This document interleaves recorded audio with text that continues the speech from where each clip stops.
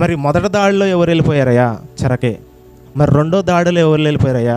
చెరకే అని ఆలోచిస్తే, దేవుడు ఇదిగో మిమ్మల్ని 70 సంవత్సరాల పాటు బబులోను చెరలో, మీరు బబులోను దేశంలోనే ఉండిపోవాలి, బబులోను కింద బానిసలుగా ఉండిపోవాలి. మొదటి దాడి జరిగినప్పుడు ప్రవక్త అయిన దానియేలు గారు వెళ్ళిపోయాడు. షద్రకు, మెషకు, అబేద్నెగో ఈ నలుగురు వెళ్ళిపోయారు చెరకు. ఆ మొదటి దాడిలో వాళ్ళతో పాటు చాలామంది వెళ్ళారు. దేవుని ఆరాధించే భక్తులు చాలామంది వెళ్ళిపోయారు. ఇది తీసుకొని వెళ్ళిపోయిన తర్వాత 8 సంవత్సరాలకి మళ్ళీ నెబుకద్నెజర్ రాజు అవుతాడు.